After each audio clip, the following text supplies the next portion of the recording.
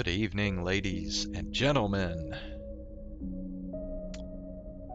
We got another night of Citizen Sleeper.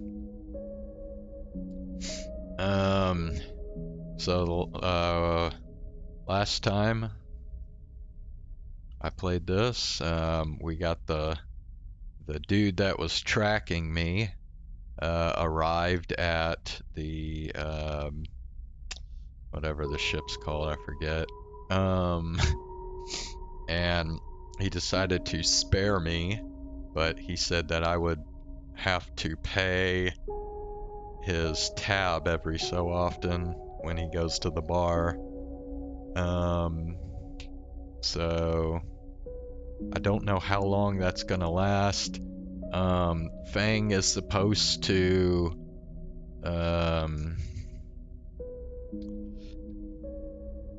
help me with getting rid of the tracker that's implanted in me, but he sure seems to be dragging his feet on that shit, because I keep getting drug around by him. So yeah, who knows how long I'm gonna have to keep making cryo to pay this dude, but hopefully we can get past that here pretty soon. As you can see, we are on the 19th cycle now.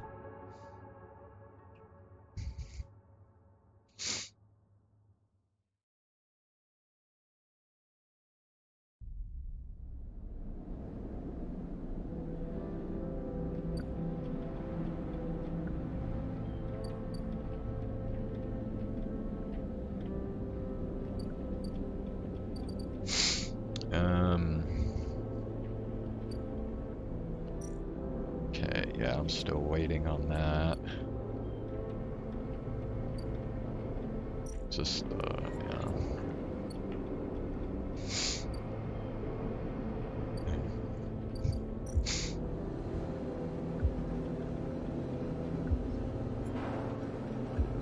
About 15 cryo.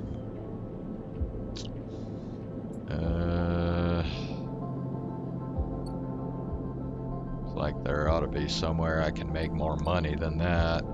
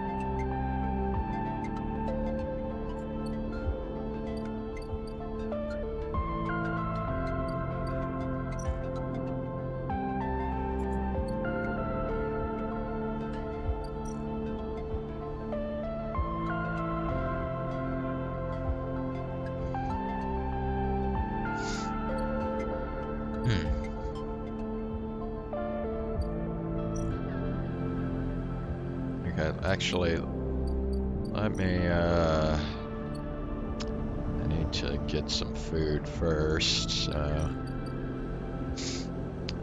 yeah.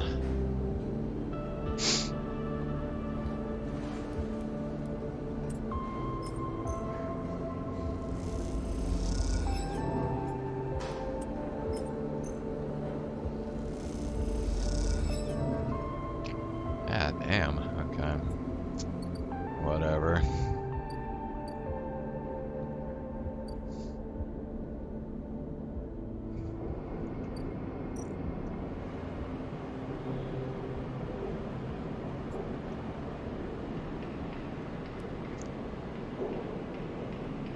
Ooh.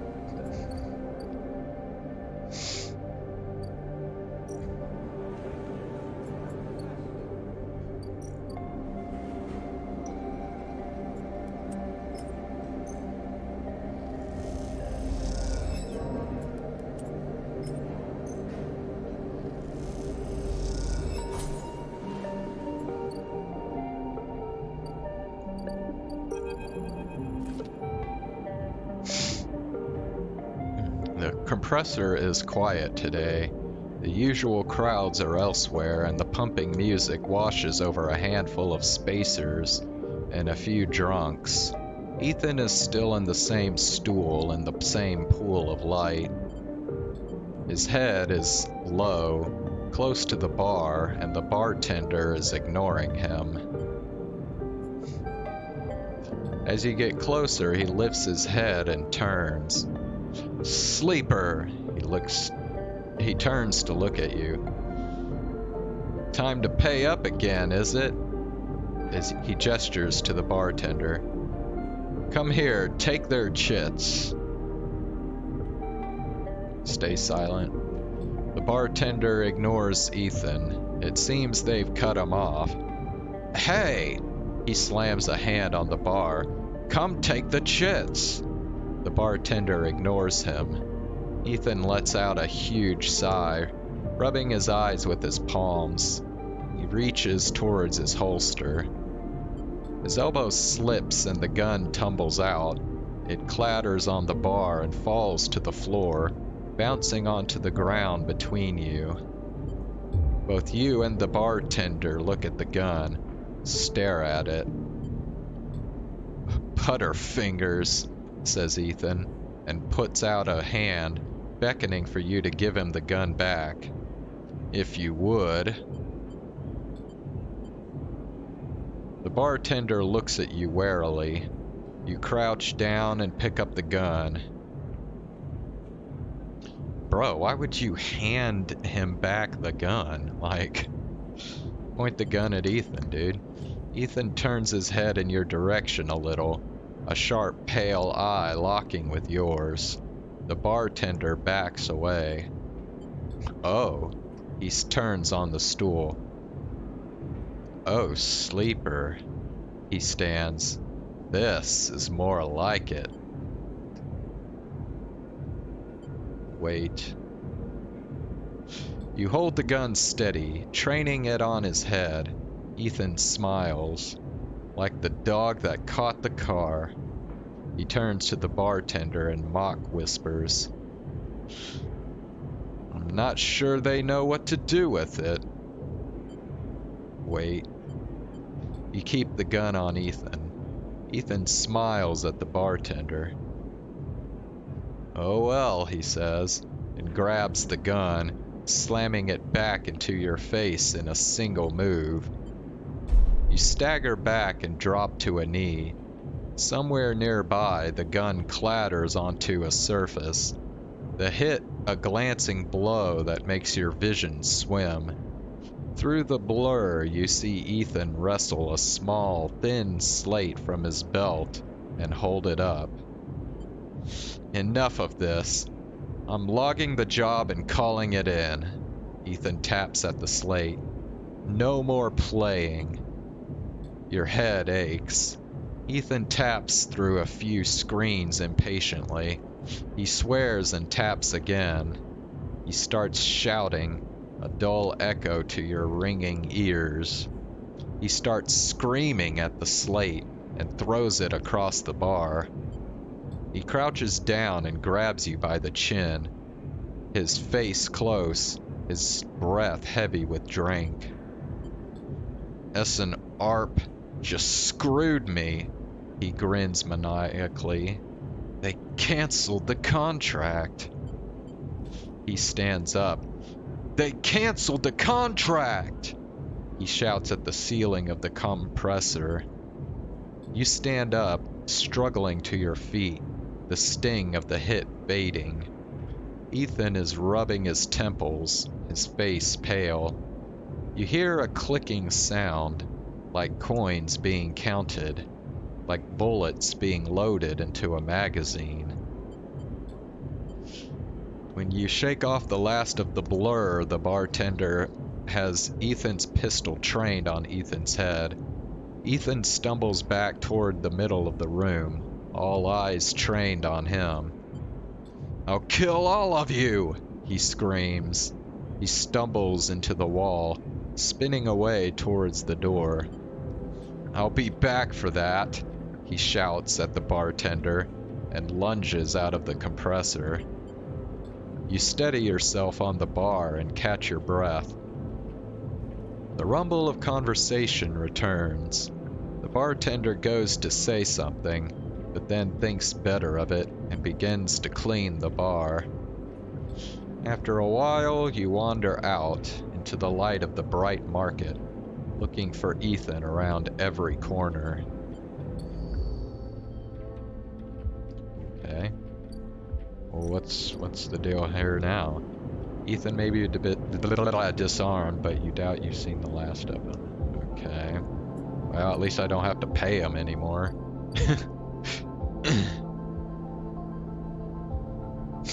That's definitely a good thing.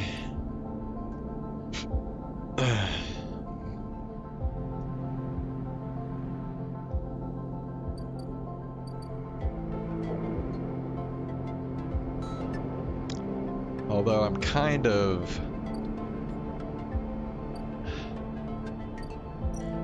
I don't know.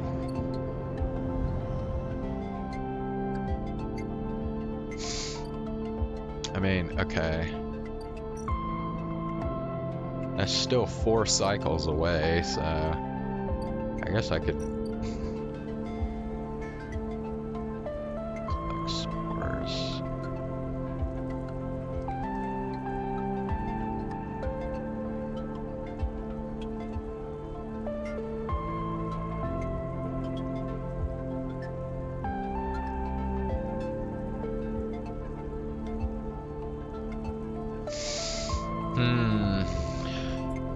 Let me think. It's Sabine.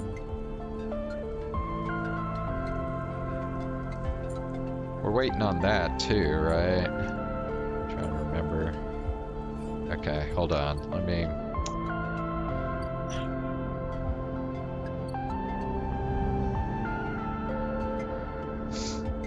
Okay. Yeah, Emphas... Oh, yeah, that's right. Forgot. And then Sabine. Wait, where's Sabine at? Is that this? That's this, right? Yeah, okay. Crack Conway. I mean, we're still... I don't know, dude. Just trying to think what else we should spend this on. I don't know. I guess we'll do the, not that, the spores.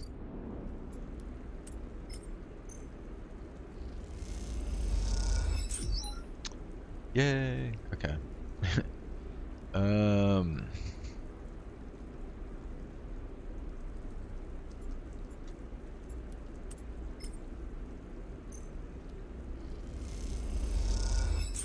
Nice. Alright, well, we got 4 now, so I guess we can come over here and...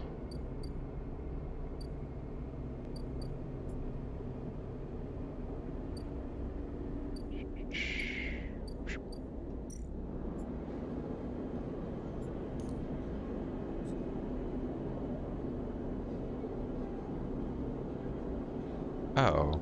Well, what the fuck then? What am I supposed to do with these? If it's not for that, then what the fuck?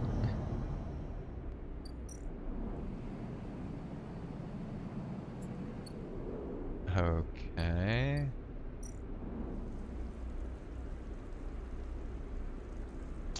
Well, shit.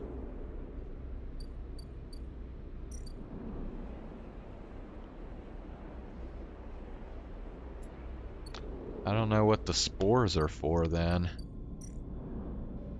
Hmm.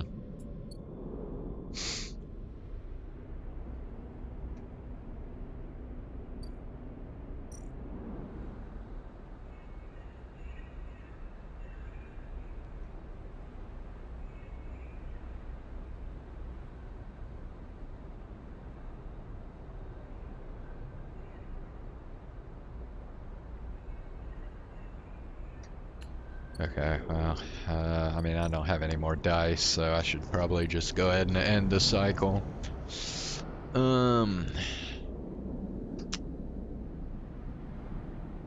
Okay.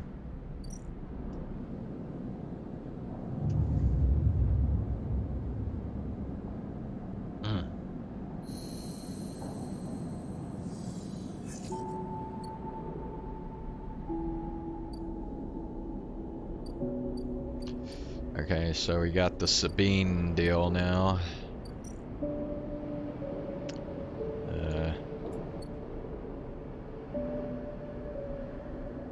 Okay, let's get some more food here.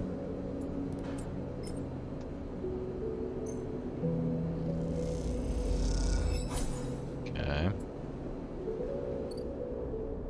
Alright, let's go ahead and do this now.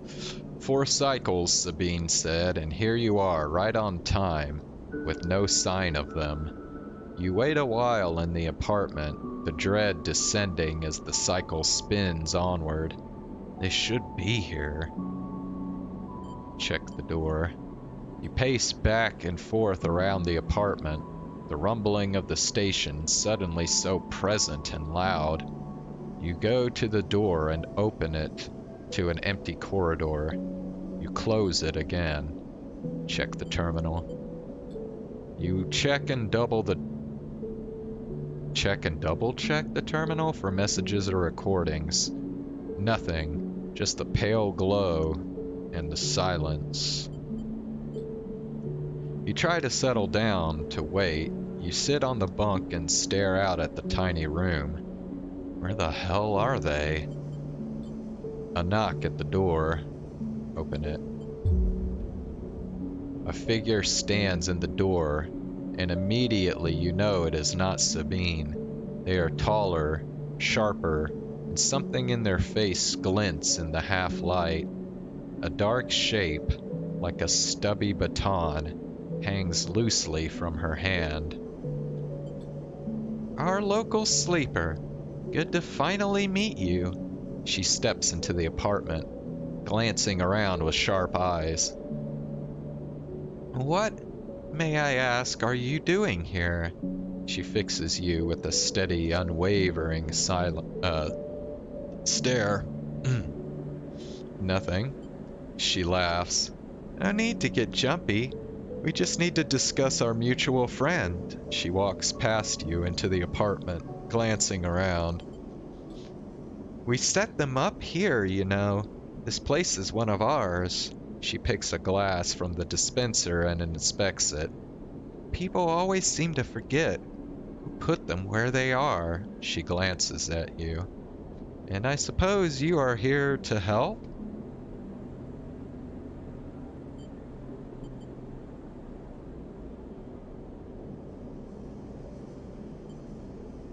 Something like that. Good, good. She puts the glass down and turns to face you. I love to meet helpers. We need so many but can find so few with the right skills. She spins the baton in her fingers by her side, her eyes not leaving yours. We have a problem, you and I. It seems our friend has disappeared, left without even saying goodbye, which means they are in a little trouble now.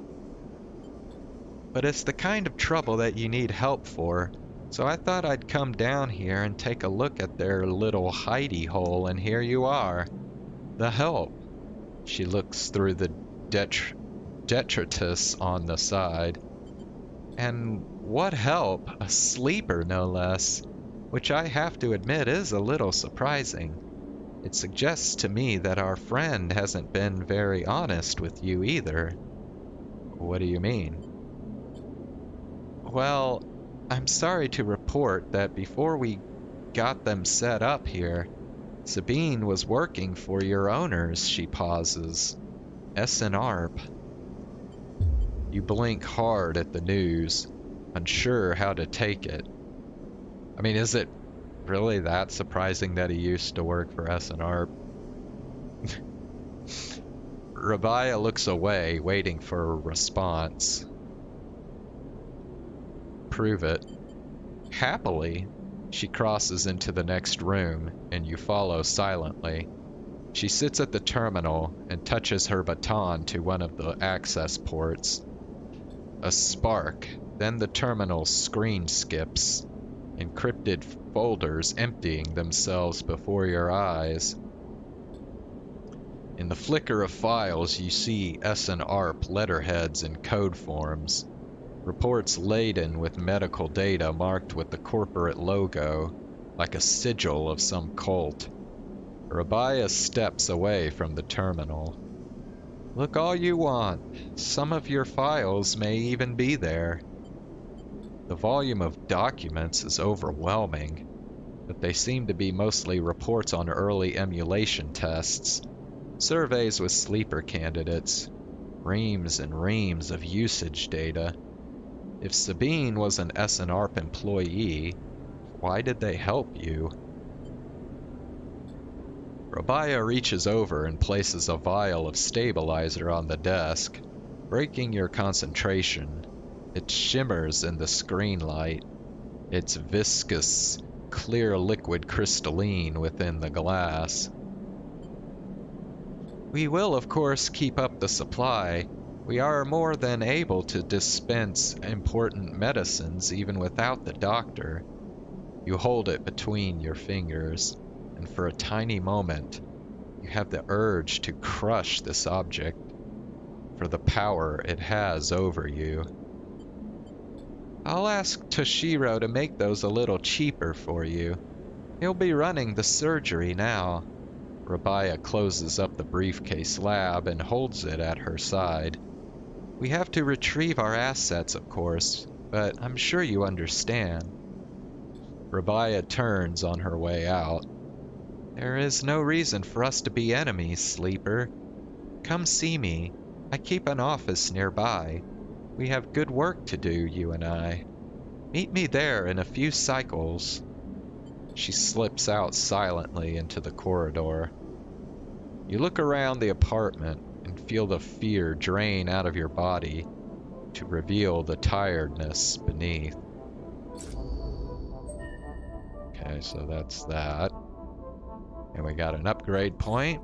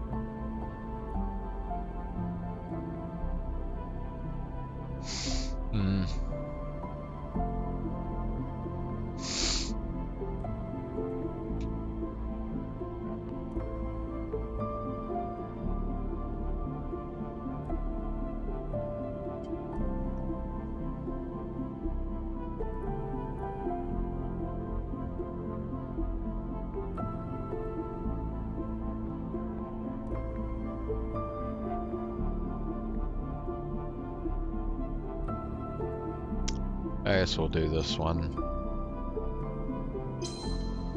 Alright. Wow, we even got a stabilizer, that's nice. Alright, so we're still waiting on, what's his face here? I guess we can do this, right?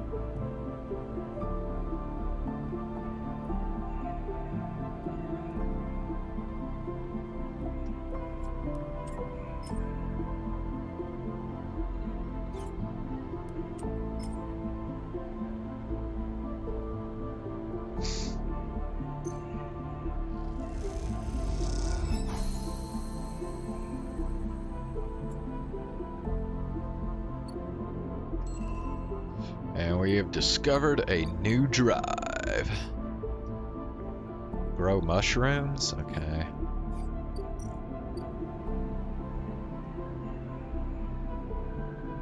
Cut away the choking vines, and this place will turn back. Damn, look at how many things there are to this. There's like 12. Shit. I don't know, I don't really have anything better to do right now.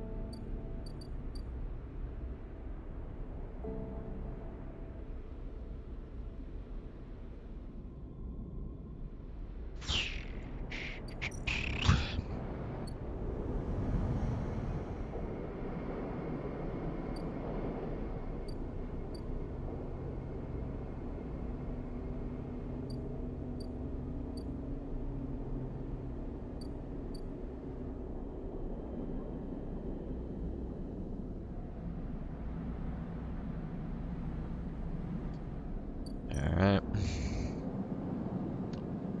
We won't do the stabilizer yet. We'll wait till we get down to like 2 dice and then we'll do the stabilizer. Alright.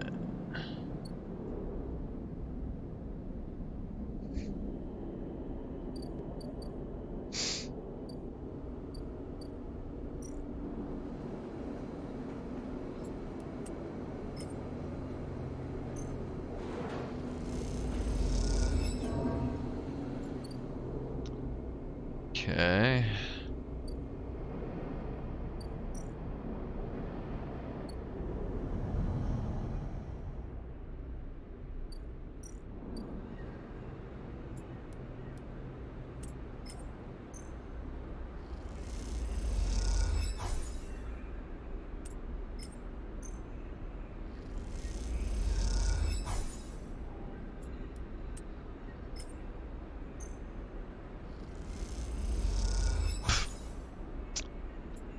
Okay.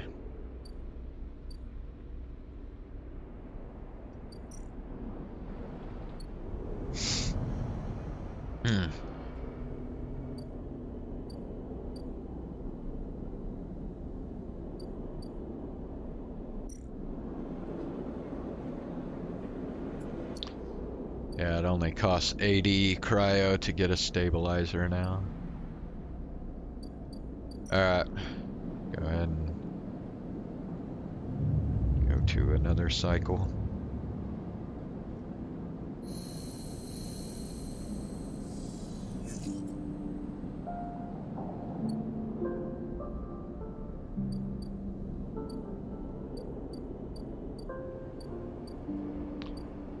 Alright,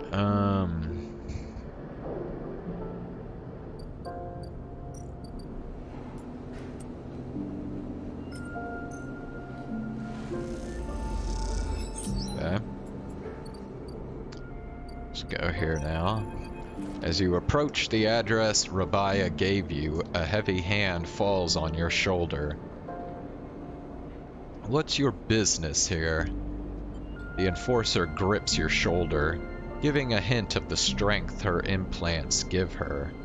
As you turn, you see the same subsidiary eyes as Rabayo and Toshiro have, glinting like mirrors on her cheeks.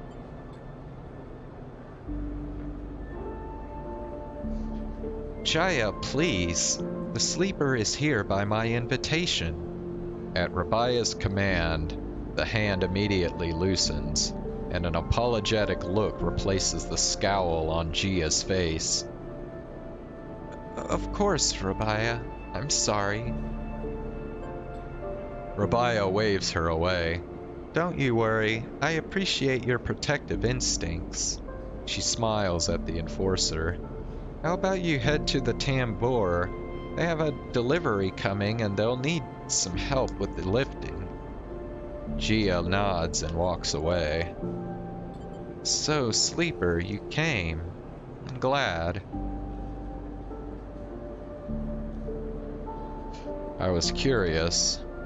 Curious is good, she smiles a tight smile.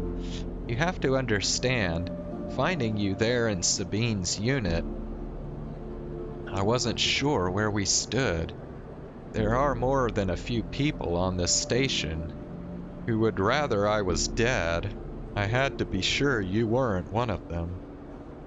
I wish you no harm.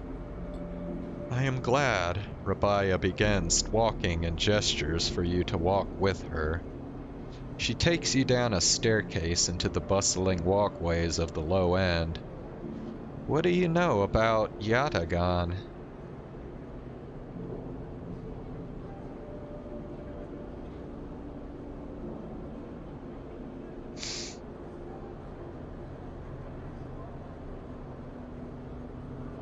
Nothing. Come on, Sleeper, humor me. I know we have a reputation. People with carts push past, moving crates of supplies around the thin and winding passages.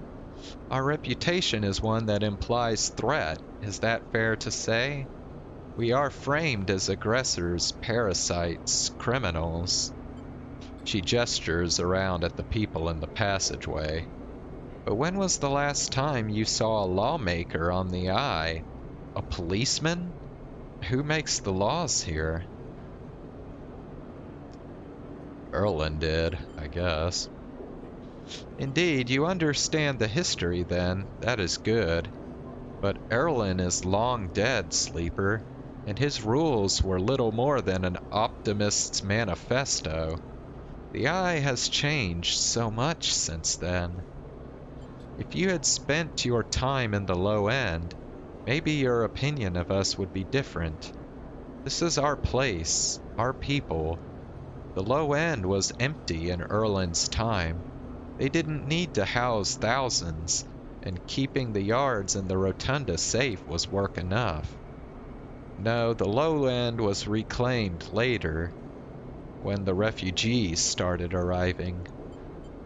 Rabaya meets your eye.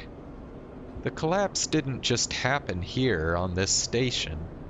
When Solheim collapsed, the entire system felt it. Colonies were abandoned. The moons of Ember and Cinder suddenly gained independence overnight. Some took advantage, some tried to hold it together, some fled.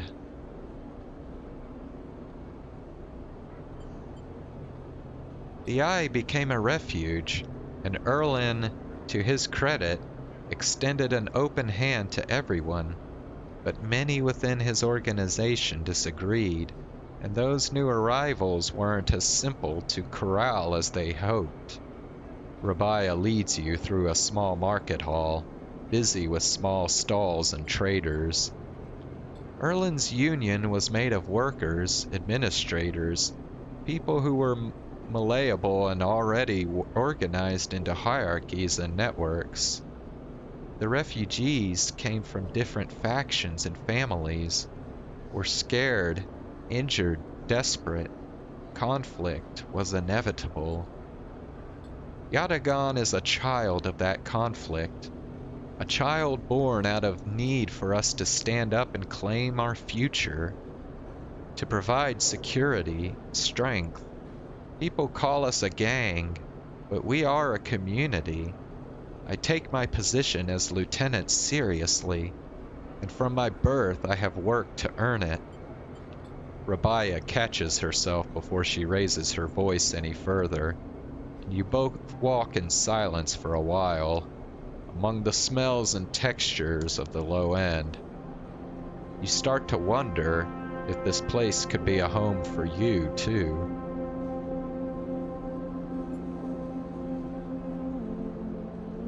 Where do I come into this?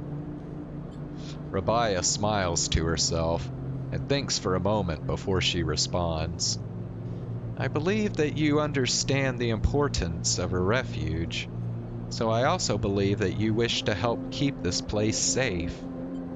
She exhales quietly.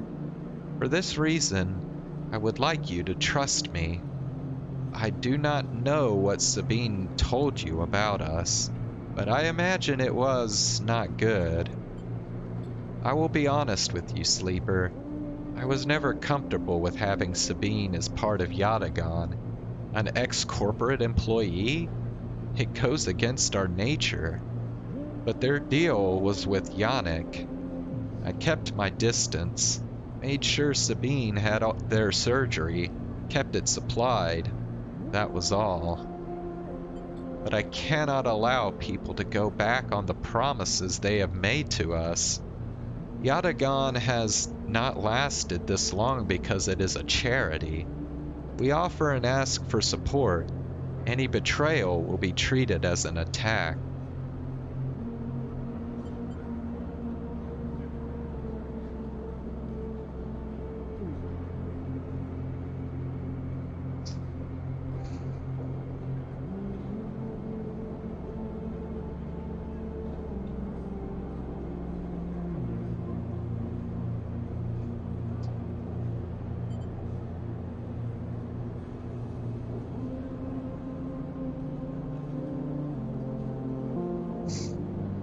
Who is Yannick? Yannick is one of the heads of Yatagan. They guide us. He is the newest to be elected. He is an elder.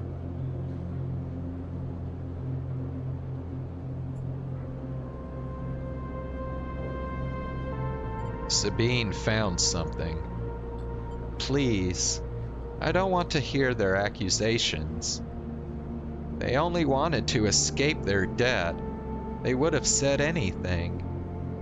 But where are they now to stand behind their claims? Stay silent. You realize that Rabaya has led you in a loop, and together you both come back up a staircase to the walkway where you met. You are free to go, Sleeper. I have said what I wish to say. She looks out through the windows of the walkway. I would protect this place with my life, as it has protected me. I want to make that clear. She turns back. However, if you too wish to come under its protection, I can help you. Return here if you wish, and there will be tasks for you to complete. You will be able to see Yatagan, to see the low end, with your own eyes, not as others frame us.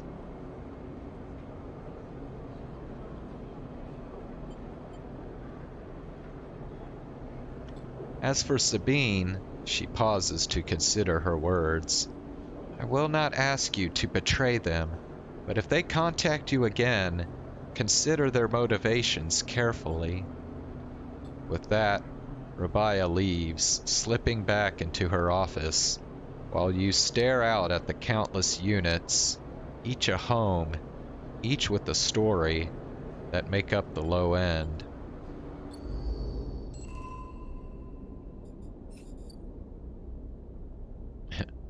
Work for Rabaya? Okay.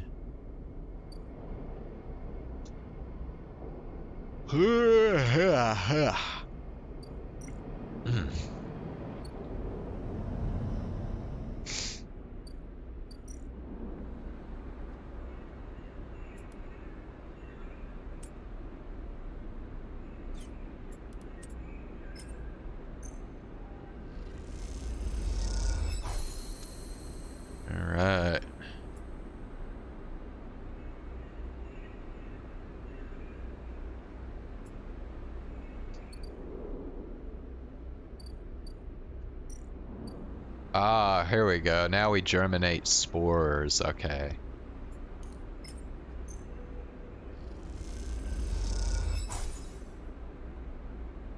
Fungal beds. Okay, yeah, we'll just go ahead and fill these up.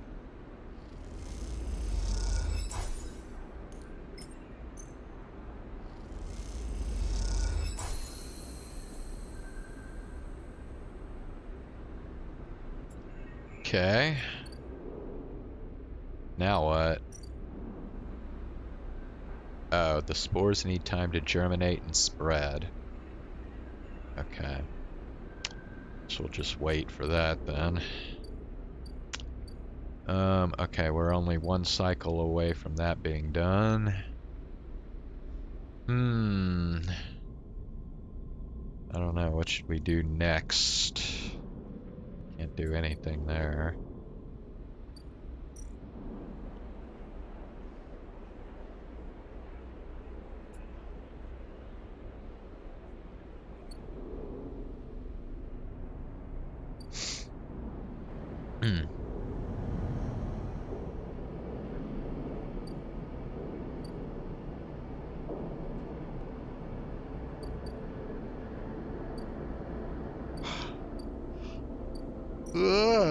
Yeah.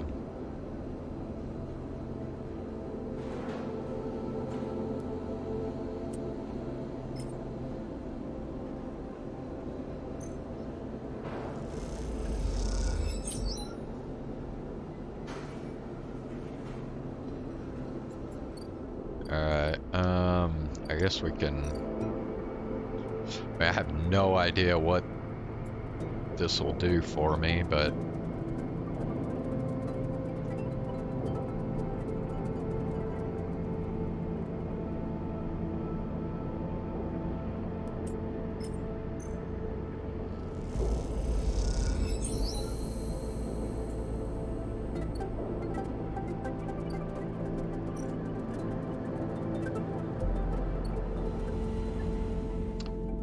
Ooh, okay, well there's only one thing here, which is this. What we got? Up here there's no gravity, so even just moving around takes a while to get used to.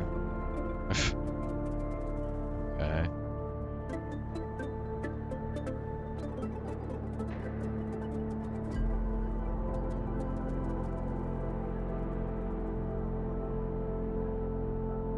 Alright, whatever.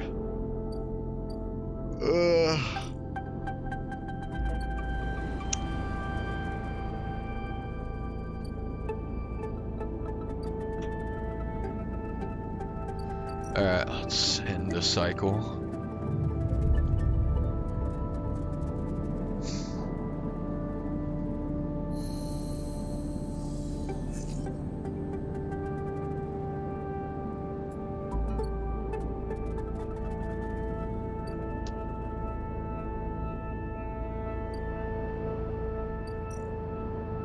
Alright, so I think Feng is finally available again. Okay. When you enter the service dock, Feng is already set up. Crouched among stacks of equipment, he is leaning over a terminal, bathed in a blue glow. He looks totally at home. Sleeper, what do you think?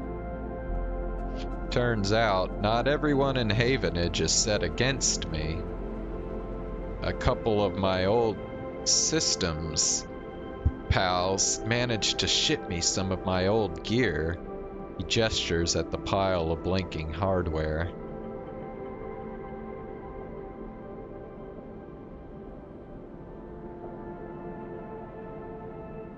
Nice kit. Feng does a mock bow. Any updates? Feng beckons you over.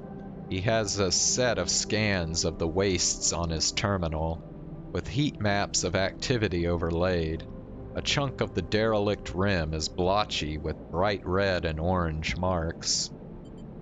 Does this look like a wasteland to you? Feng shakes his head. There's hundreds of Conway machines out there, all lined up in concealed hangars. and a whole underground facility to support them. Hardin has got a crew out there putting them together. They must have shipped them in piece by piece through the shipyard, ready for assembly out here.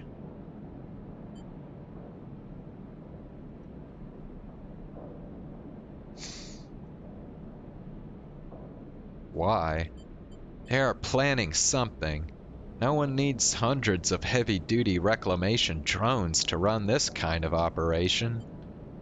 Maybe Hardin masked this whole thing as an effort to clean up the wastes, but there's no way this is about pulling scrap off the eye. Feng looks worried. And why's Conway in the mix?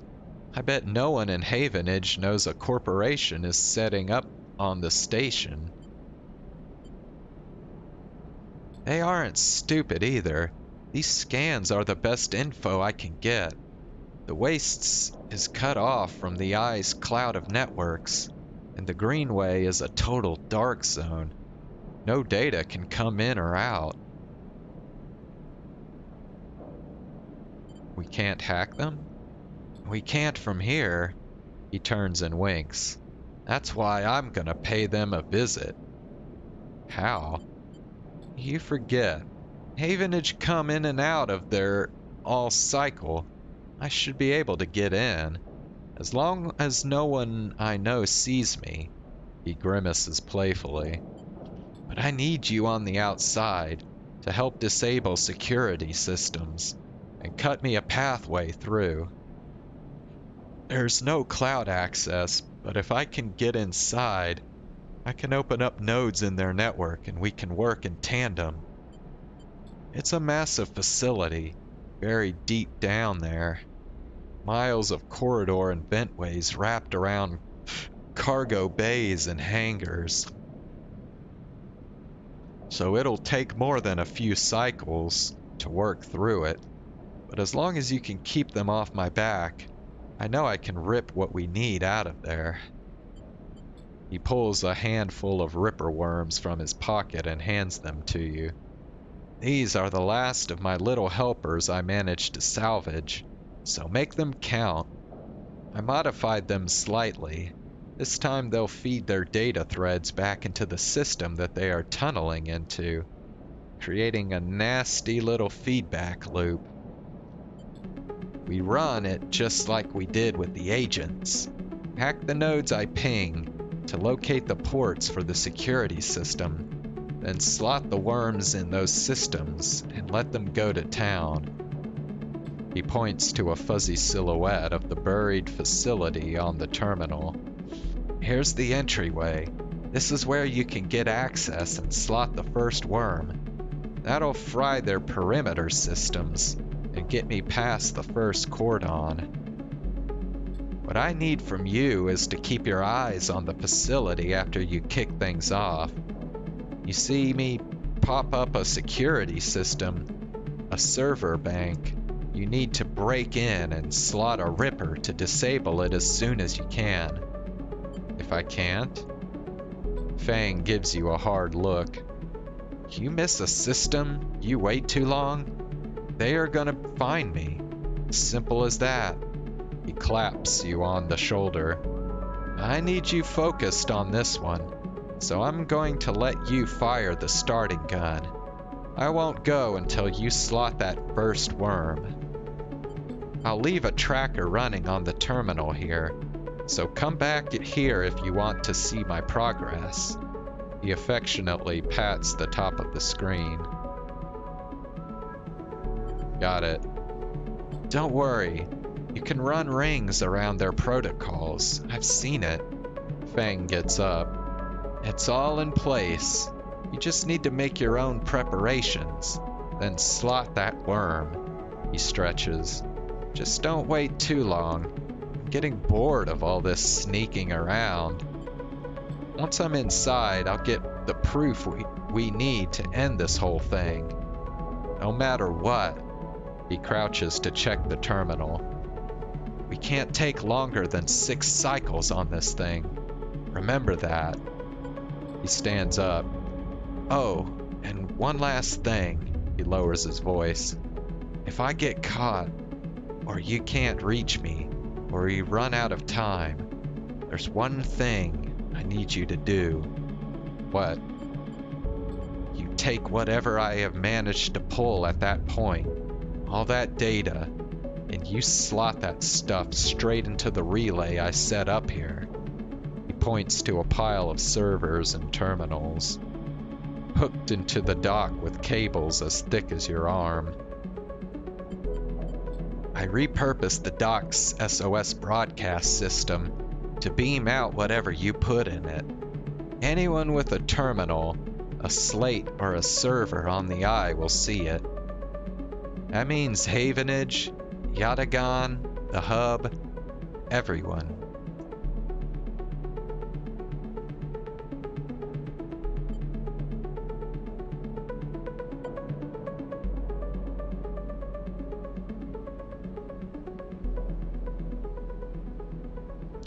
No matter what, Hardin isn't snaking away this time, he grins. I've got a bit more to do here, but the moment you slot that first worm, I'll make my move. He gives you a parting smile and turns back to the terminal. The nerves hit as you make your way out of the service dock. Time to prepare yourself.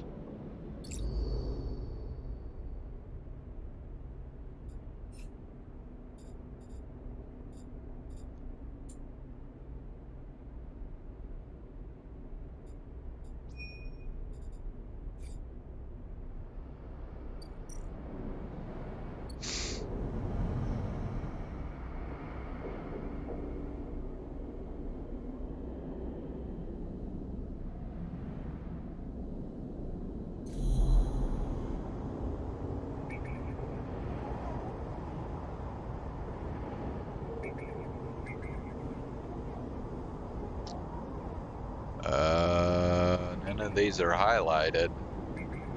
What am I supposed to do here?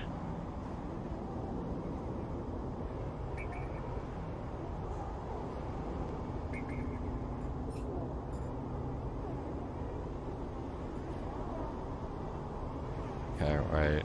Am I supposed to...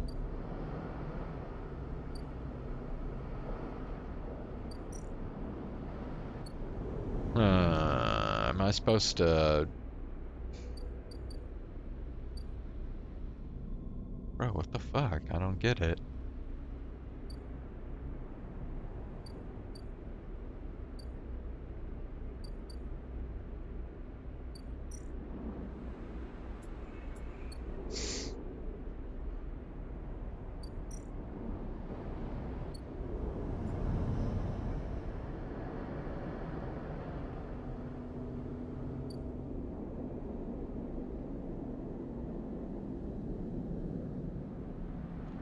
I mean, it's not highlighting anything.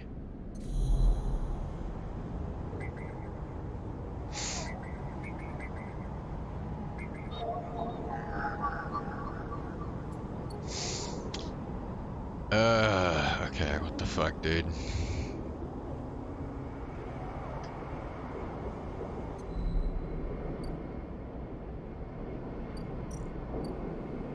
Ugh.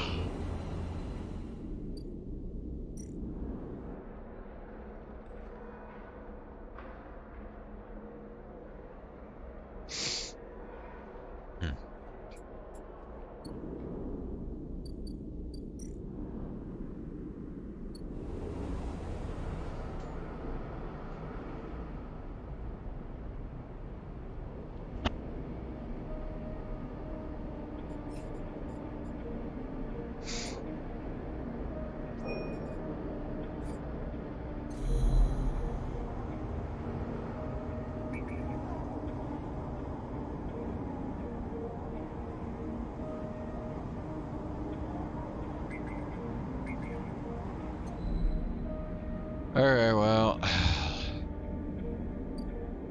I don't know what I'm supposed to do now.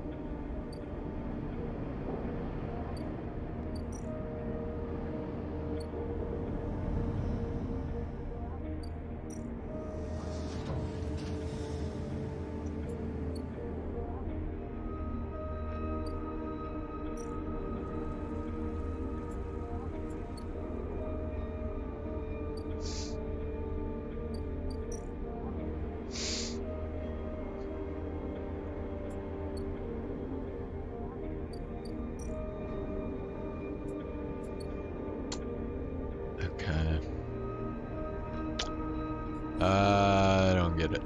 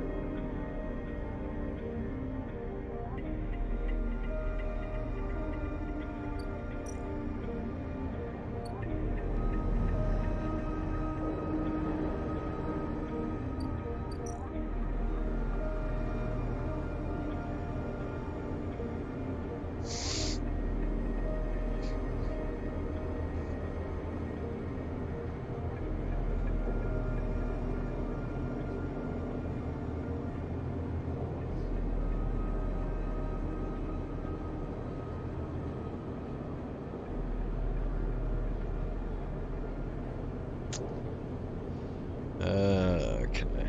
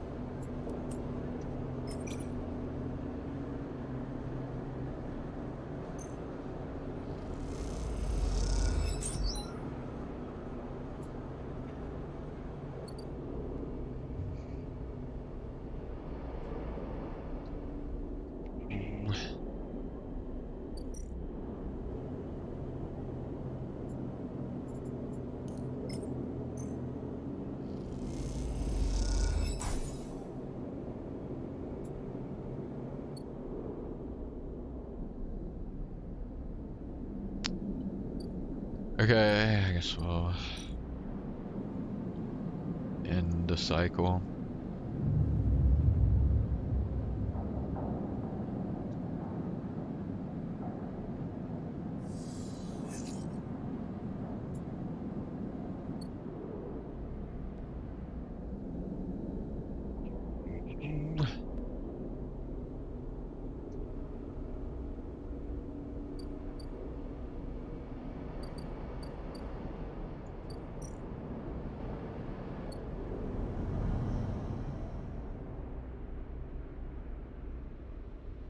Bro, this doesn't make any sense. Like,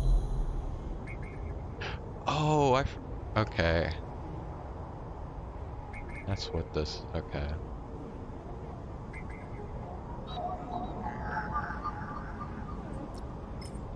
Okay.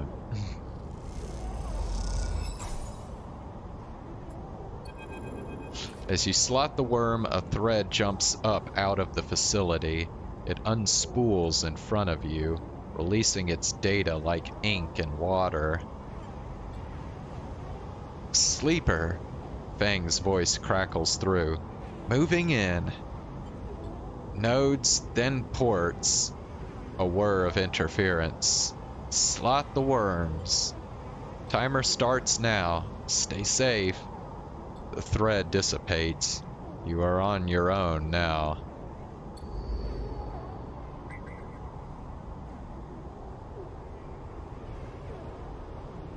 It's weird that it's like all dark and shit. Well.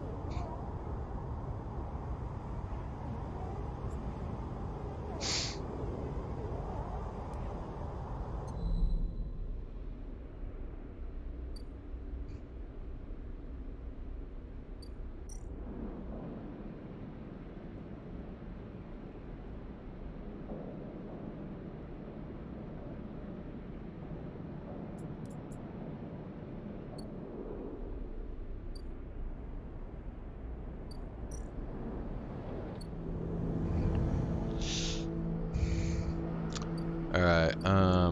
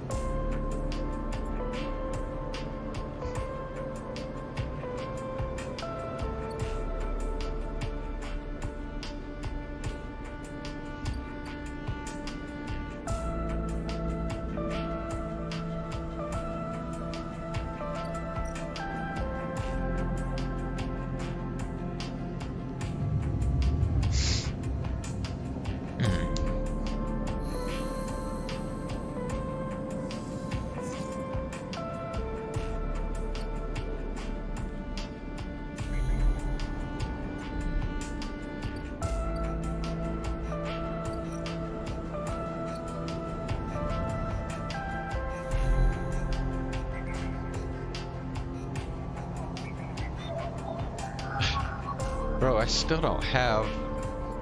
Okay, whatever, dude.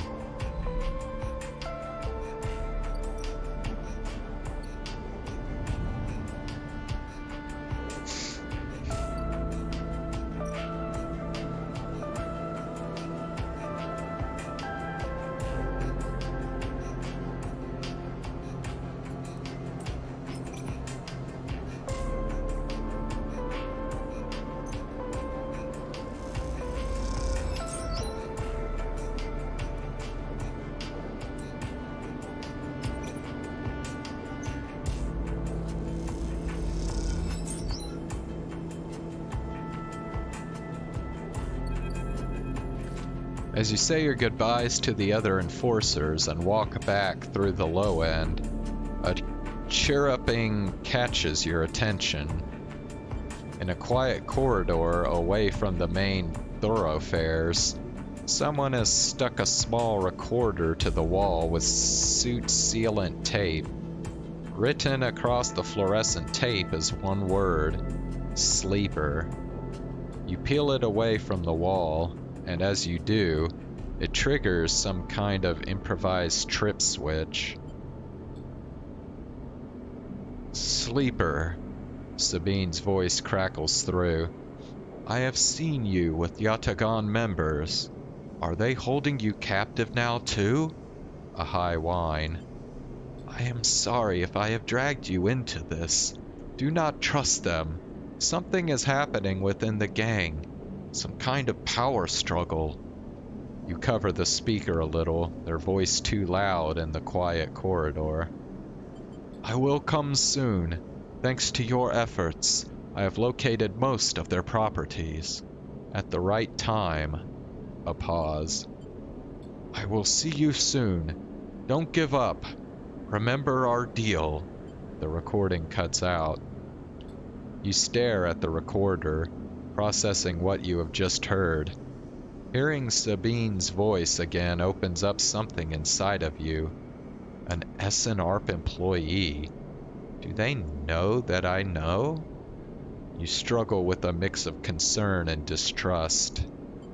You throw the recorder into a nearby waste chute as you leave the corridor, still unsure who to trust. and head quietly out of the low end.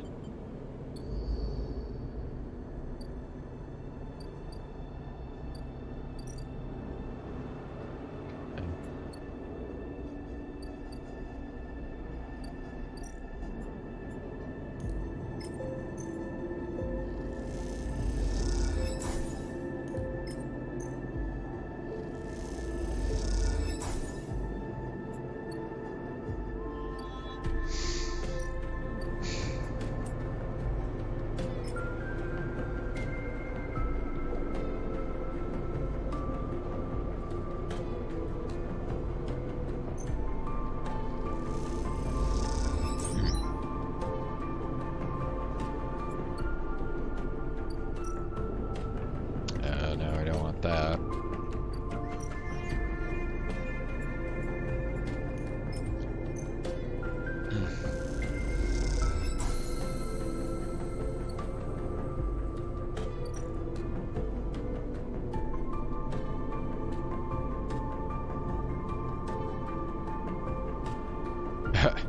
Okay, now I have to do this. Okay. I can't do that right now.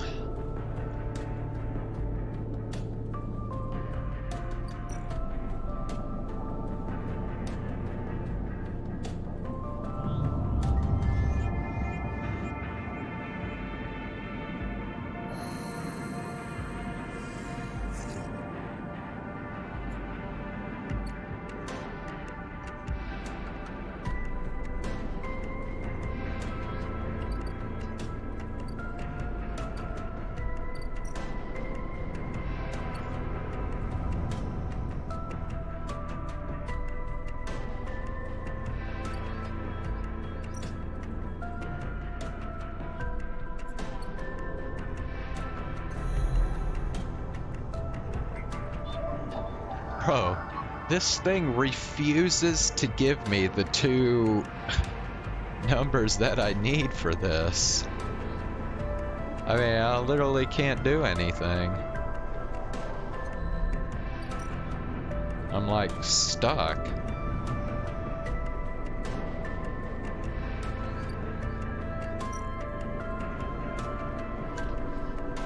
Shit. Well.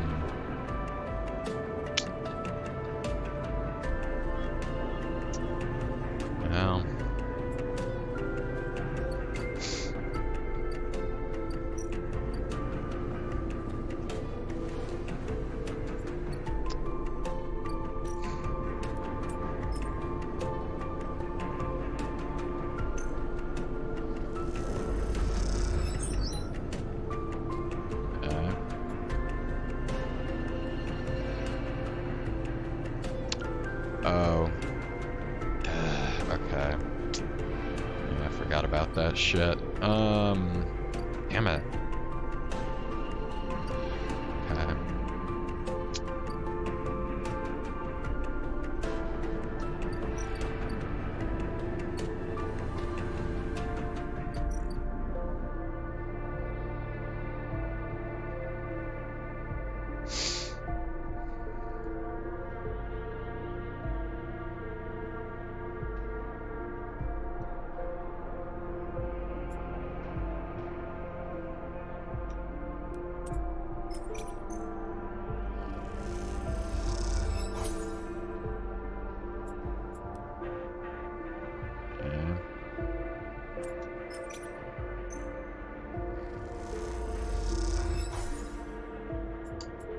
Alright.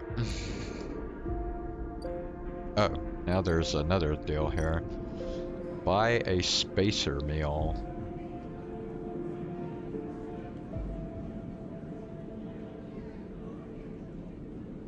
Okay.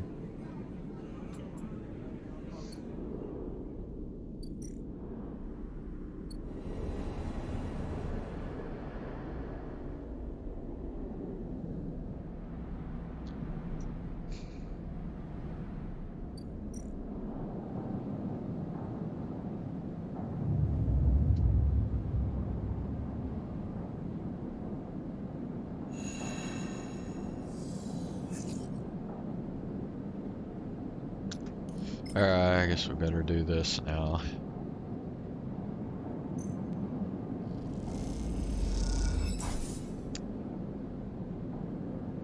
Alright.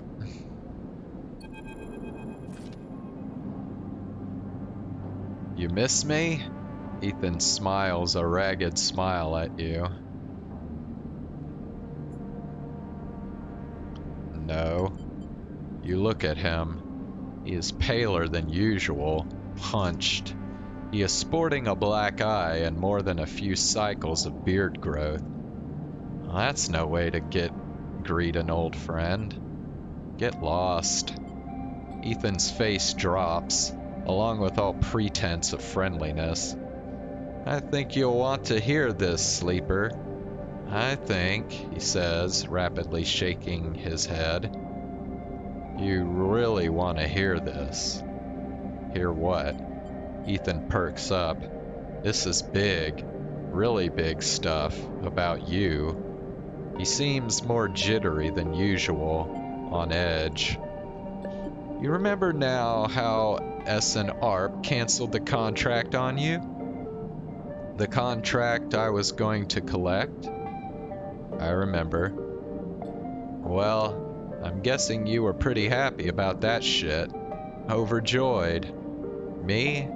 I lost everything. But let's not worry about that. He smiles sarcastically. And so, what did you think? That was it? I was just glad to be done with you. Oh, the feeling was mutual. Except, Ethan leaves a dramatic pause. What if old S&ARP gave the bounty to someone else? Someone who is even more of a shithead than yours truly. He smiles darkly. What a disaster that would be. Who? Ethan grins. That's the question, isn't it? Ethan fishes around in his pocket for a slip of paper. I've been speaking to some friends, you see, some colleagues, about what went down, and it turns out S&ARP canceled all their bounty contracts. The whole lot. It seems they've brought someone in-house. Some guy who did such a good job on their last contract that they got offered a job. He leans in. Apparently, he made a hit on this ship called the Winter Wonderland, or something. It was smuggling sleepers out from under S&ARP's big corporate nose. He killed the crew and blew the ship. Ethan whistles. They called him Hemwick, or Maywick, or something. He gives up looking for the paper. I forget. Why are you telling me this? Because I'm your friend, Ethan says, looking you in the eye. And friends help each other out. Ethan runs his hands through his greasy hair. Given this new information I've brought to light, it seems like you are in need of protection. I'm not paying you anything. Easy. I'll get to that. He looks down the corridor. I, meanwhile, am in need of assistance in kind. It turns out I upset some people at the compressor the last time we were there. The owners, and they say they'll space me unless I work off the debt. Seems they are that kind of businessmen, he grimaces. I would pay them, but he shrugs and turns his jacket pockets inside out in a mime of poverty. He looks pitiful, even more so for his clownish acting. Then work it off.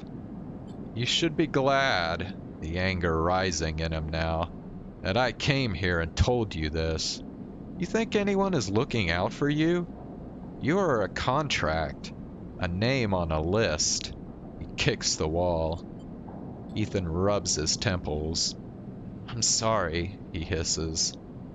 I'm sorry for being a shit and trying to kill you, and whacking that thick skull of yours, he sighs. You You think I want to go up against this guy? But us, he jabs a finger between the two of you. We don't have a choice. So you keep me from getting killed, and I'll do the same for you. We can help each other. A straight 50-50 deal. He looks at you. I'm not asking for a favor. Fine. Ethan smiles. He looks like shit warmed up.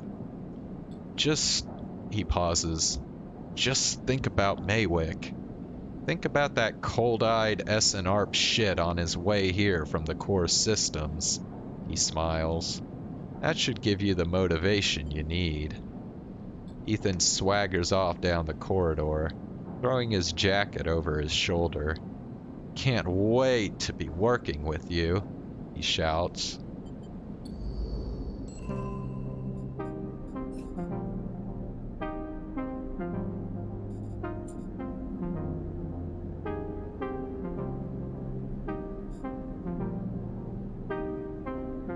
Work in the compressor?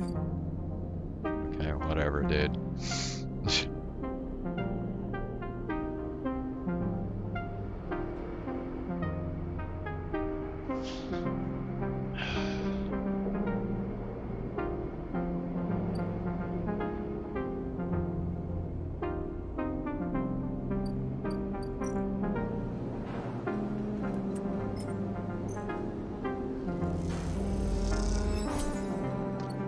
Okay.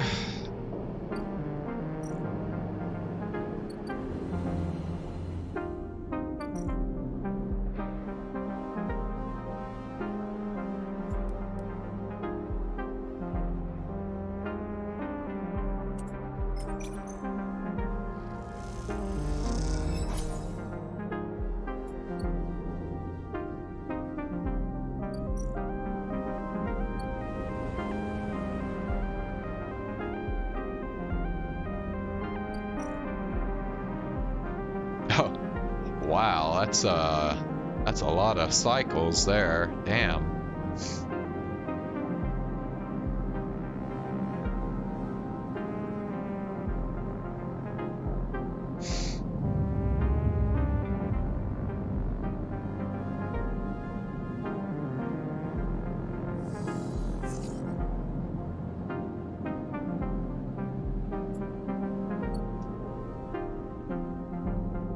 Alright.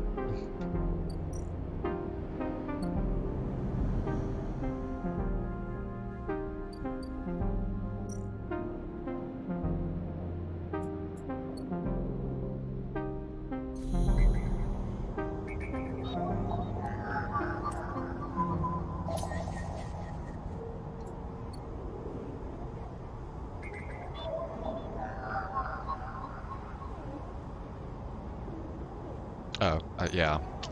I forgot to extract the data.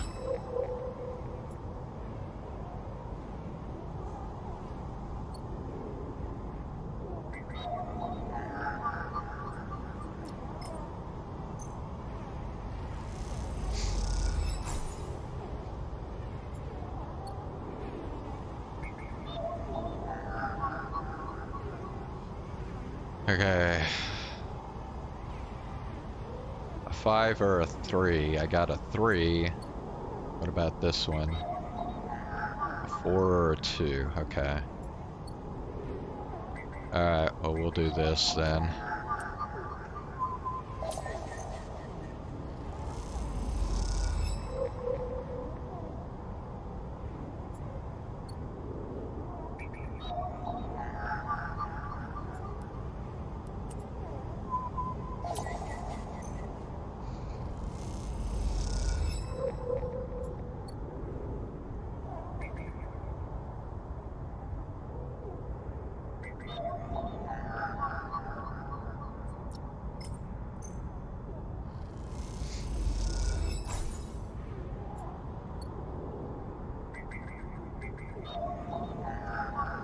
Six or a 4. I can use either of my dice there. 5 or a 3, I don't have either of those. 6 or a 5. Okay, we'll do the 6 here.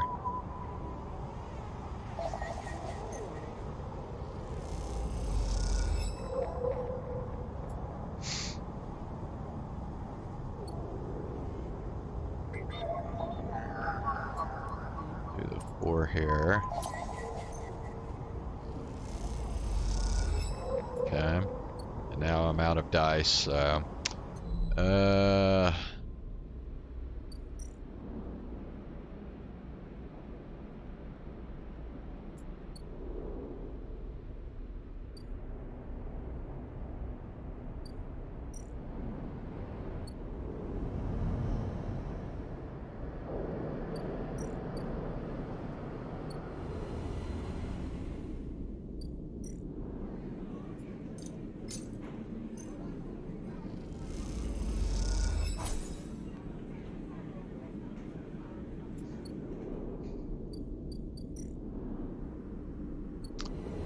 Okay. I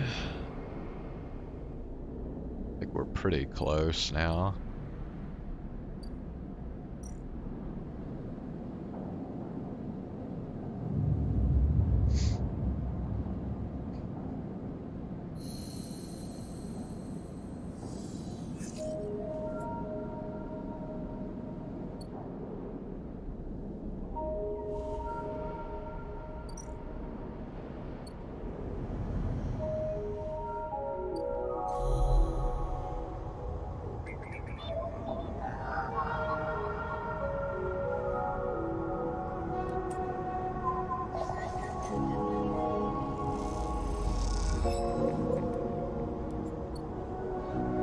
There's another one? Oh, shit, dude.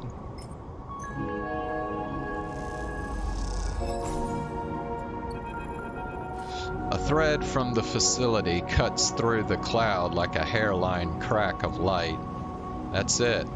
The final layer of security broken. Somewhere, buried in the depths of the station, Feng is in control. He is slicing into the camera control circuits and piping out the result. The thread flickers and unravels into an image, a scene, 2 figures in a room, one sat, the other pacing. The pacing figure resolves into Hardin. The unmistakable superior posture, the shock of gray hair. The second figure's features don't seem to resolve. They are vague, unformed. A problem with the data, perhaps? You look closer. Then you see it. The figure is a proxy. Perhaps you should have expected it from Conway, a corporation whose very existence is owed to automation. The proxy is a machine designed to be piloted by remote connection. Someone elsewhere in the system puppeteering it with their own body, speaking so it may speak.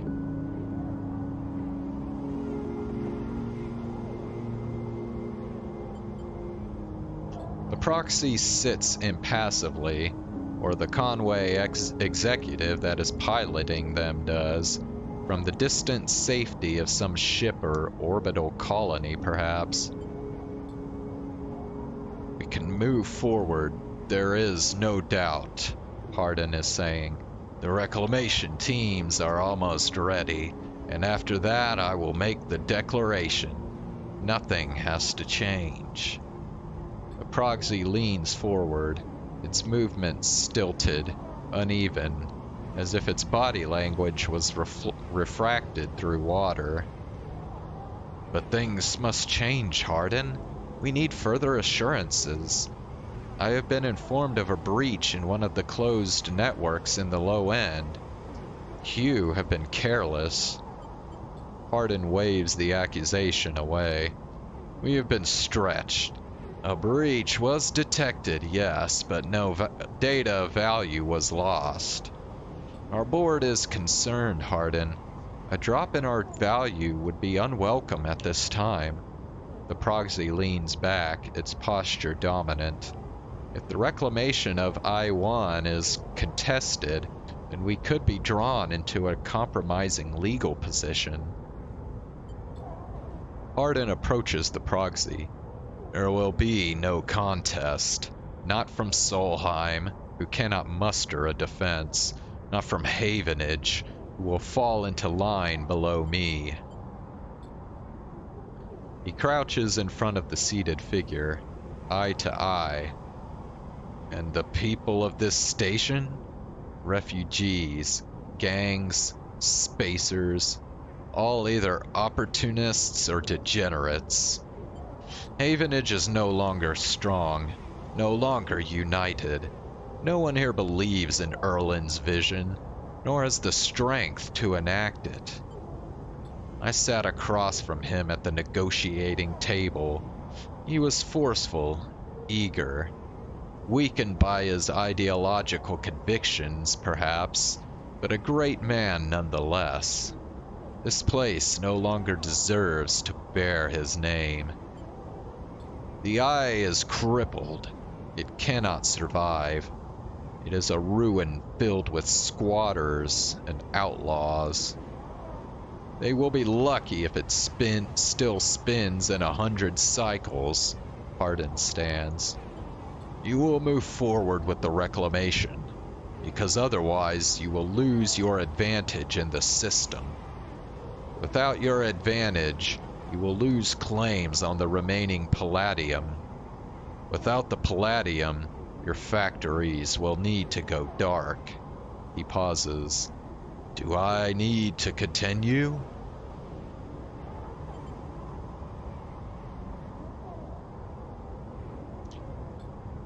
One moment, comes the response from the proxy, and its head drops to its chest. Hardin steps back and paces once more, awaiting the discussion taking place elsewhere in the system. You watch Hardin as he paces, as he considers his future. What goes on within a mind like that? In the mind of a man who would burn all those around him for a path to some imagined golden end?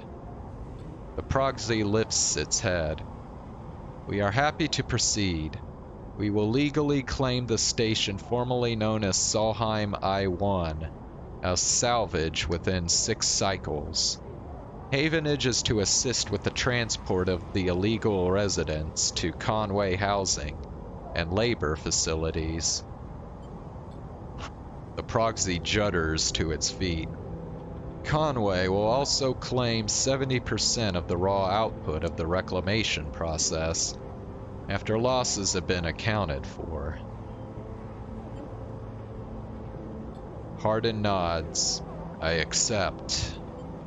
The proxy reaches out to shake his hand like a marionette, and then the recording loops. You watch it play out a second time, gripped by a horrified fascination. There is a bluntness to the conversation, to its blatant disregard for humans as anything other than objects. Things to be moved, to be used, to be fed into structures, crushed, and losses accounted for in the cells of tables, the margins of ledgers. You realize now that you are no different than anyone else on his station in the eyes of the people in that room, and those like them.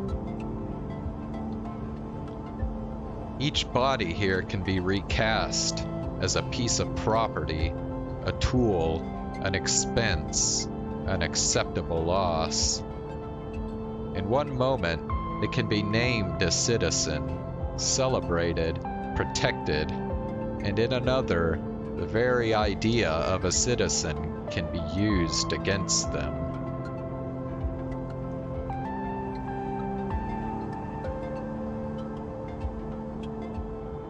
That is what it means to live in a proximity to a system like this. No longer, not while the eye spins. You gather the recording, pack it into a polygon of purest light. Then you drift down, into the service dock like a falling leaf and find the relay. It only takes a second to place that polygon of data, that recording, into the relay system Feng prepared. And then you watch as it bursts out, a web of threads, heading out into the black to every network device on the eye. Let them see what power makes of a man.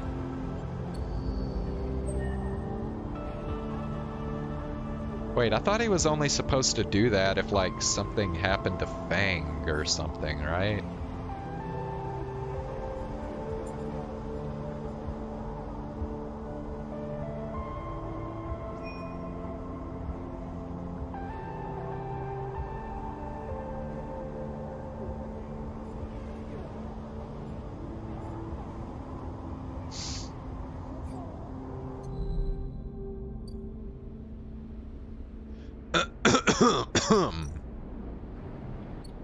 Well, now I don't know what the hell's gonna happen.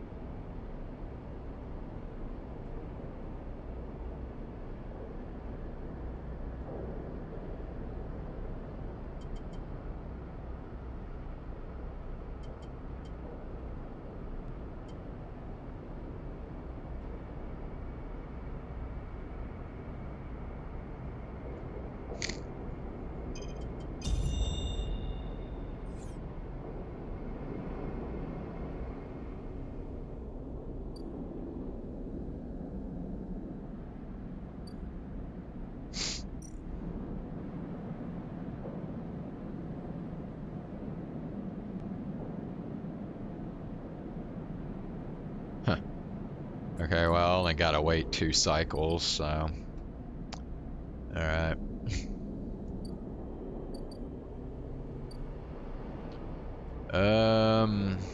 Alright, well, I guess in the meantime we can just do whatever.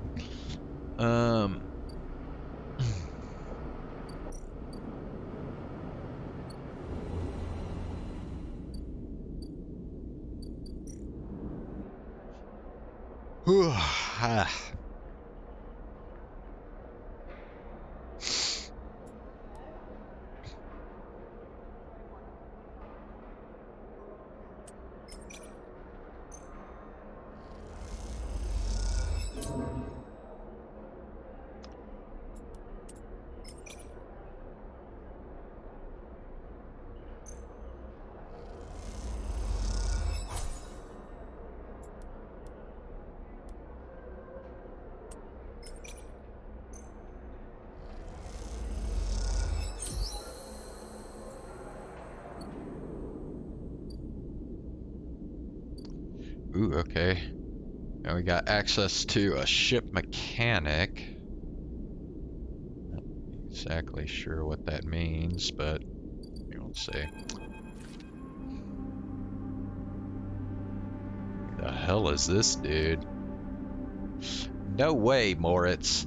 You take those substandard filters back to the shit heels who sold you them. You hear the voice echoing out of the bay as you pass.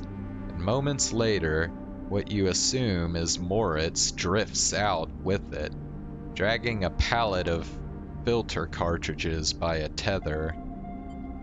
Hey, you out there, the same voice echoes out of the entrance. Looking for work? Who, me? Everyone on this station is looking for work. Get in here.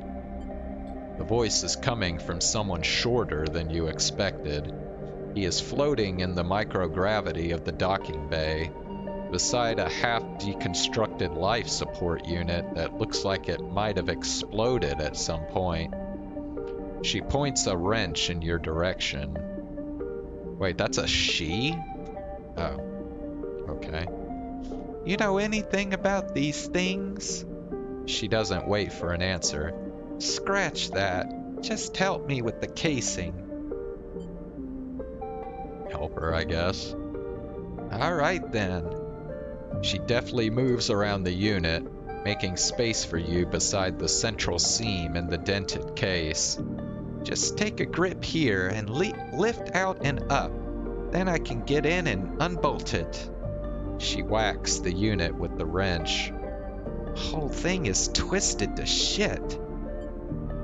You dig your fingers under the casing and lift it away, the metal squealing with the force. She puts her hands under, spinning the wrench to slip out the bolts, catching them in her other hand when they spiral free. All good. The casing lifts off, revealing the ornate piping of the unit's interior. She whistles at the mess of ducts and filters. By the way, everyone calls me Bliss. She pats you on the shoulder, offering little in the way of an explanation. What do you do here? Repairs, fit-ups, teardowns. Bliss starts pushing and pulling at the ductwork, looking for fractured pipes. We haggle for contracts, but the good ones get snapped up quick by the bigger bays. So here I am trying to get this M2 unit running again for one of the freelance tugs. Small-time stuff. Hold this. She rips out a ribbed pipe and hands it to you like a freshly caught fish. We turn stuff around fast and neat, and maybe we get a chance at landing something bigger. Something starts hissing in the unit, and Bliss quietens it with a precise whack. But, to be honest with you, the way things are going, I can already see the other crews licking their lips, ready to take this place over. She looks up at you. I'm almost out of luck.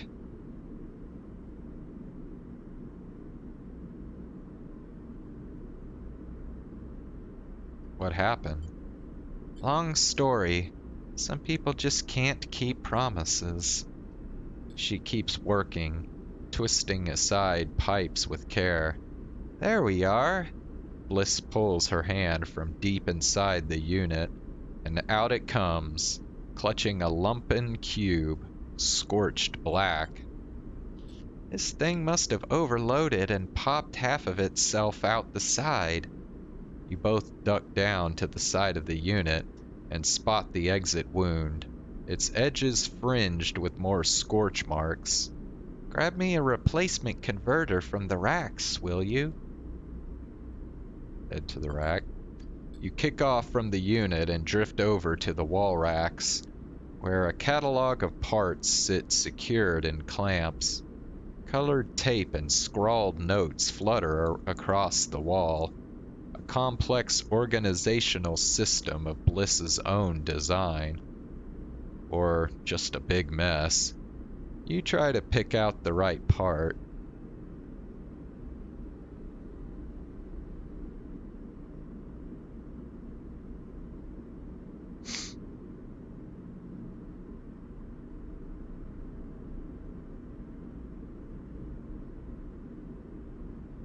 M2 converter. You grab the part and push back to the unit. Bliss holds out an arm and you pass it over, the converter spinning gently as it leaves your hand. Perfect. You passed. She straightens up from the unit. That is, if you want to work here. Bliss rubs her hands clean, looking down at her palms. Truth is, I need a hand here. My partner skipped out on me and left me with a whole mess. You seem like you might at least be better at spotting a clean air filter than Moritz. I'll consider it. Wait, she frowns at the racks. That's not all of it. My old business partner. They rinsed the place, emptied the accounts. To bid for jobs, we need to put down deposits, bring in parts, pay tub fees. That, she looks nervous, embarrassed. We need shits. You want me to pay to work? Come on, it's not like that. We'd be partners. Straight split. Bliss settles herself against the unit and looks off into the distance. I guess I look pretty stupid. Here I am asking any random passerby to be my business partner. No offense. She manages a smile. It is pretty weird. She gives you a sideways look. Don't tease me. Bliss goes back to working on the unit. Look, it's no pressure. You find the money or you find someone who has, or you just forget the whole thing. Up to you.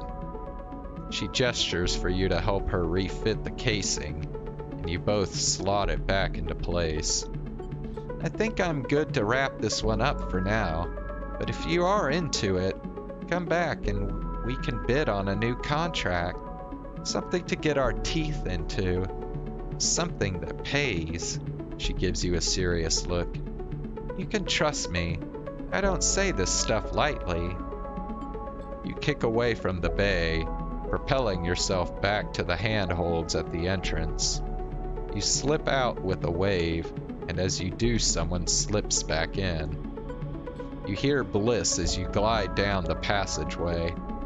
Moritz, I swear to God, if those filters aren't clean... You smile. Seems like this could be interesting.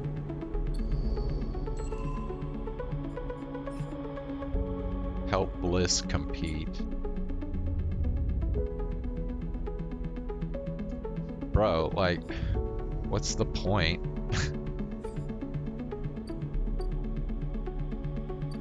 Alright, let's see what the deal is with this. Oh, rent a capsule? The only place to sleep on the hub. Act off colony ship. Well, what's the point? I guess so I don't sleep in the container, but whatever.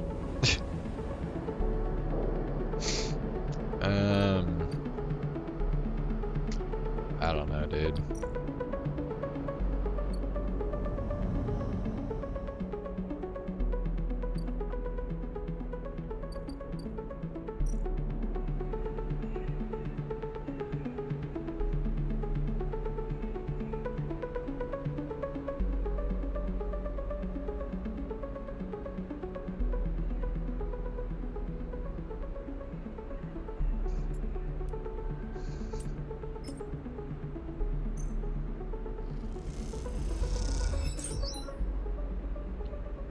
Okay, well, we got mushrooms. We got mushrooms! Okay.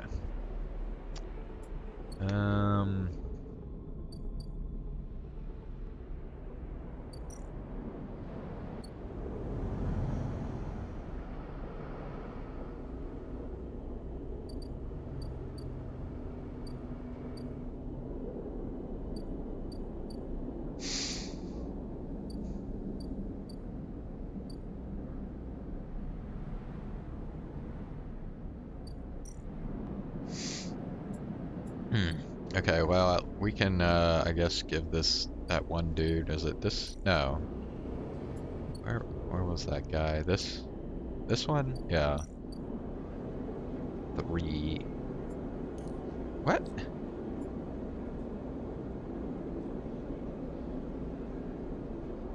Oh, this is bullshit, dude. What the fuck?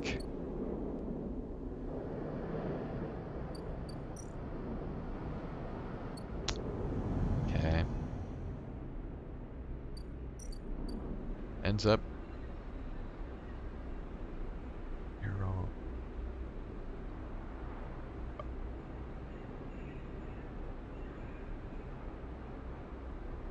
Wait, I'm wanting the gear roll caps? So I'm actually wanting a negative outcome? Okay.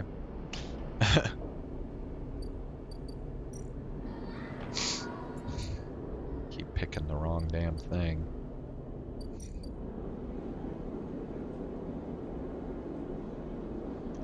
Okay, well, I guess we'll we'll try and get a negative outcome next time. Perk sunbathe your.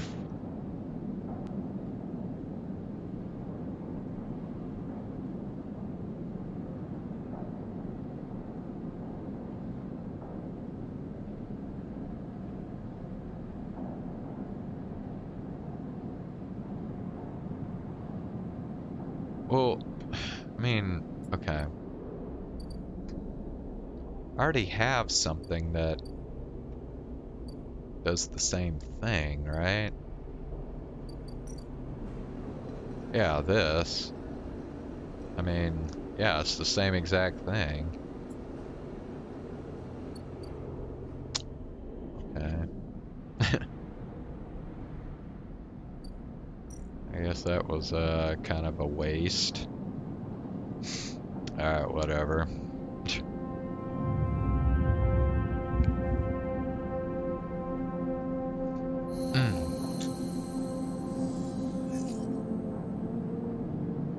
Alright, I will be back in just a minute.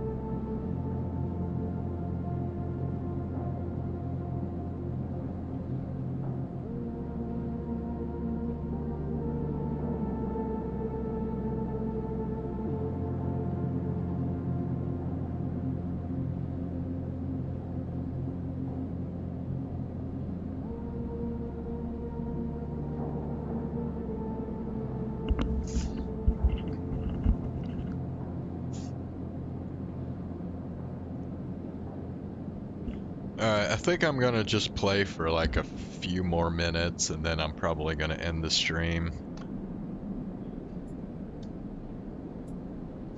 So,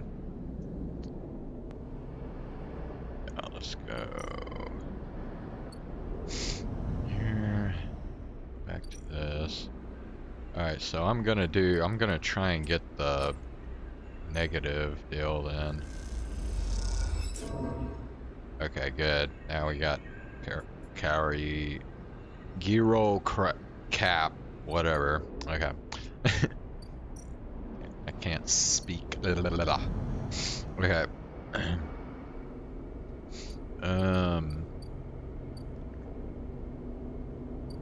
see. Oh, he wants like 3 of them.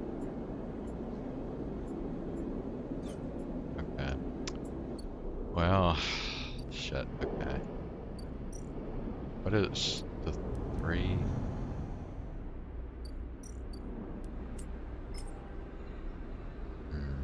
Okay. I guess we can try it. Neutral. Oh, hey, what do you know? It gave me 2 random mushrooms and they were Girol caps, okay. How funny is that? Okay, so I got a thing apparently.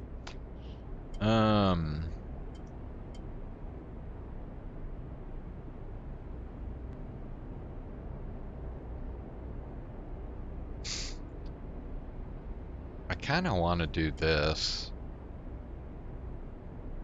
I mean, getting a 20% discount on all cryo actions, pretty big deal, I would say. Oh, oh, yeah, I need 2. Okay, never mind. I need 2 upgrade points, I forgot. Okay, so I got, excuse me. I got 3 of these now, so I can give them to this dude. Boom.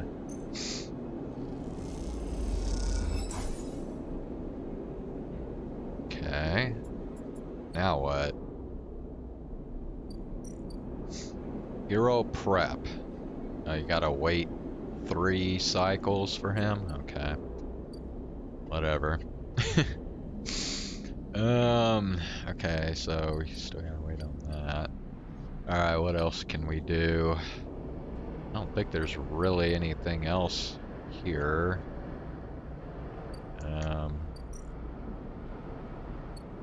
Might all be just Greenway stuff at this point.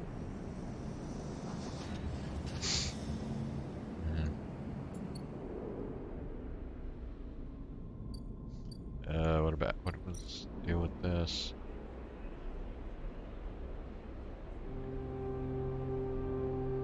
Yeah, I don't know. It doesn't matter. Yeah, okay, I can't even do anything there.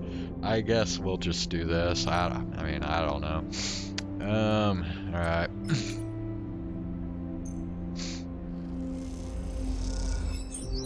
Okay. Oh, and you get energy for it too. Nice.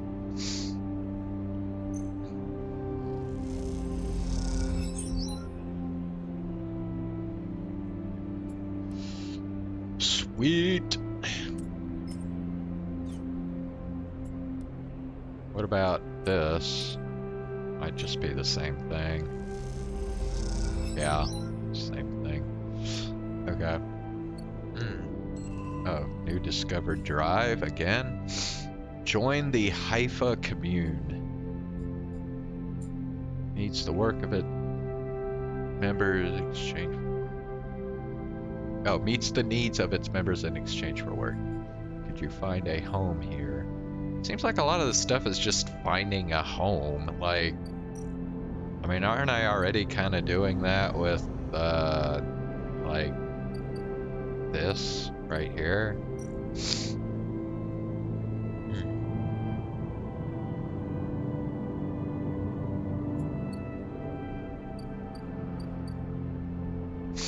I don't know.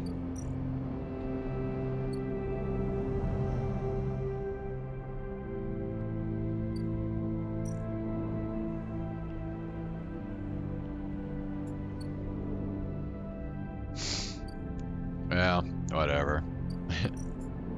I don't know.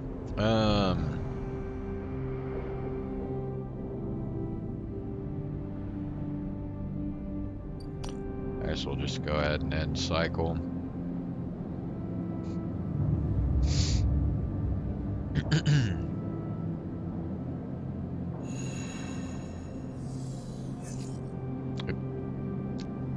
Alright, so we got Feng now.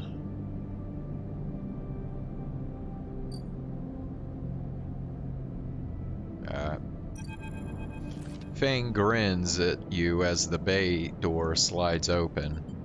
Above, in the rest of the building, people are busy, frightened. They speak in hushed tones and organize endless meetings after endless meeting. Havenage have avoided a full-blown crisis for now, but change is coming. Feng is in good spirits and bundles you inside before you even have a chance to greet him. That was the slickest operation this station has seen. He hugs you firmly. You made my job easy. He shakes you by the shoulders. I am so proud. And, he smiles, I got to watch through the cameras as the Havenage security that weren't in on it assaulted the station. Feng smiled. One of them straight up just whacked Hardin with their pistol. It was beautiful. What are they going to do with him? I'm not sure anyone knows, but he is cooperating in dismantling his operation and scaring off Conway. Maybe they'll exile him when they are done, or hand him over to some core authority, Feng shrugs. Now I know he won't be an issue. I'm going to be focusing on systems for a bit. He shakes his head. Seeing as that's my actual job. He points to the ceiling. The people upstairs weren't so happy, though. They've been fielding questions about the state of the eye right and left since the recording got out. People are scared. Is it true? Feng looks at you directly. Not if we don't want it to be. He touches a stack of hardware. The eye is old, and it was never meant to run like this. The master control points that Erlin and Havenage installed. They keep it spinning from the rim. That isn't ideal. But if you are asking me if the eye will stop spinning next cycle, no, he smiles. And me and a ton of other skilled people will be working to stop it happening in the cycle after that. Hardin's problem was that he didn't believe in people. He believed in systems and their ability to shape the world around them. Feng squeezes your shoulder. But as far as I am concerned, people should be the ones running the systems, not the other way around. Anyway, Feng raps on the side of his terminal. I know you didn't come down here for a lecture. My tracker. I haven't forgotten. He produces a thumbnail drive. I managed to finish that code solution I showed you. It's a modified Ripper worm, one made to deactivate that tracker of yours.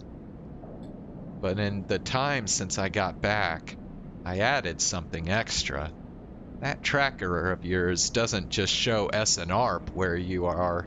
It transmits data about the state of your body, your current condition. My worm won't just deactivate it.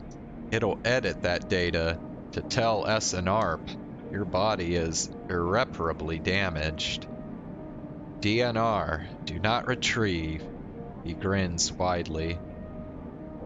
Pretty smart, right? Thank you. Just slot it already. You take the drive and hold it in your hand. Then you close your eyes and open up your access ports. Take down your defenses. The worm immediately enters your closed network. It whips through it, taking things with it as it goes. The moment they are gone, you forget they were ever there. They just blink out of existence. A second later, it is done. You open your eyes. How do you feel? Asks Feng a little nervously. Free. Feng smiles widely. Well, you are free, sleeper. He claps you on the shoulder. Feng lets the word free hang in the air a little before he continues.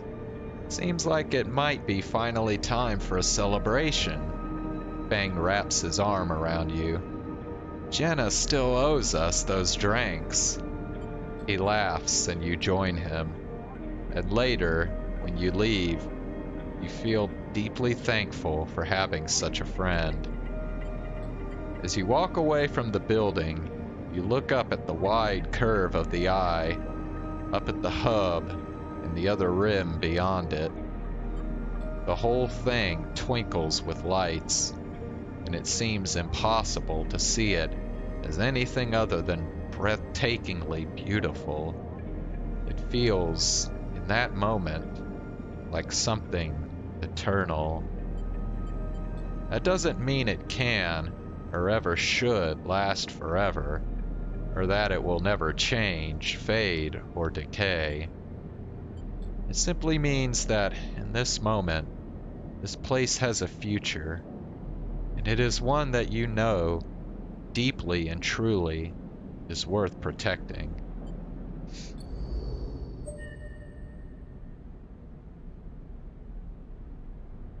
All right.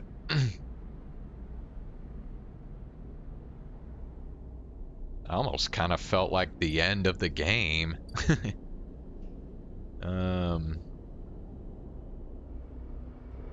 Alright, well, I think that's a pretty good place to just go ahead and stop, so, yeah, we'll go ahead and stop here, and this will be it for probably a week. I don't think I'm gonna stream tomorrow.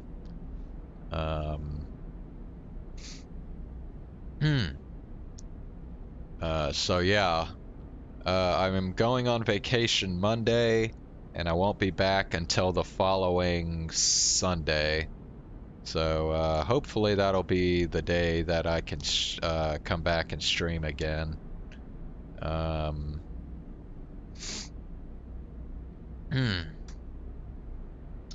So if not, then it'll be the next day after that. But I think I'll be able to stream that Sunday.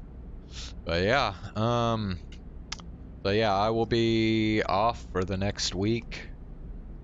So yeah, I will see y'all the Sunday following tomorrow. So thanks for watching, and I will see y'all later.